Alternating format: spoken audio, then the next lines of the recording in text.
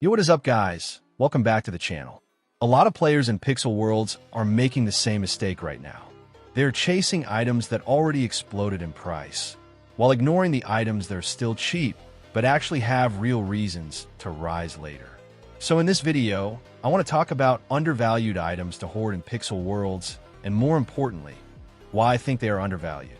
Also, quick reminder before we start, I'm doing a 3-letter world giveaway every 100 subscribers. If you want to enter, just like the video, subscribe, and comment your username down below. Now let's get into it.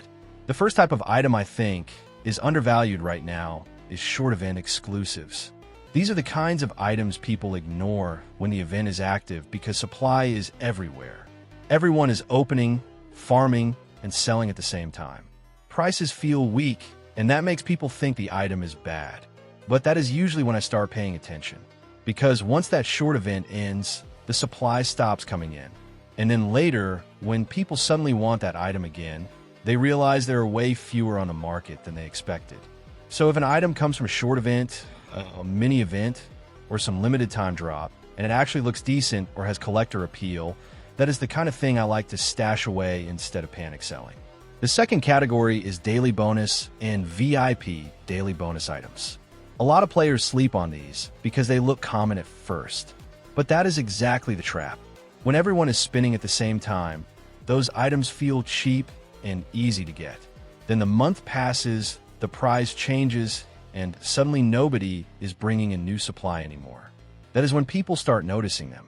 And the nice thing about these items is that they usually have a built-in story. They are tied to a certain month, a certain period, or a certain reward cycle. That alone makes them more collectible than random junk. So if you see daily bonus items that are still cheap, especially the ones that actually look wearable, I would keep an eye on those. The third category is seasonal event wearables. This one is simple.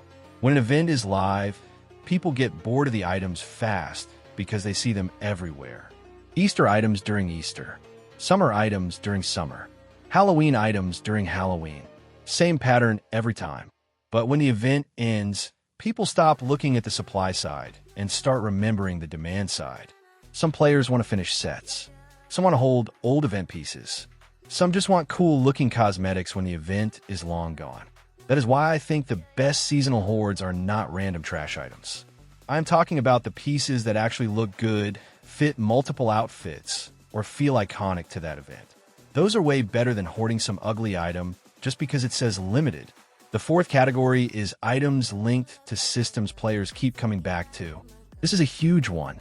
If an item is tied to content people repeat over and over, that item has a better chance of staying relevant. Stuff connected to fishing, active progression, grinding systems, or other repeatable gameplay can stay in demand because new players keep reaching those systems and older players keep using them. This is where a lot of people mess up. They hoard based only on age.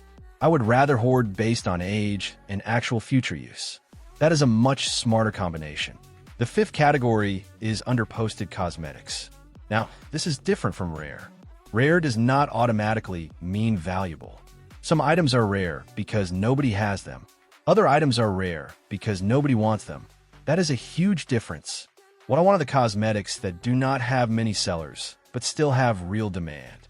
Usually that means they are clean, easy to style, or part of a look players actually care about. If I see a cosmetic with low market activity, but every time it gets listed it still sells, that gets my attention fast.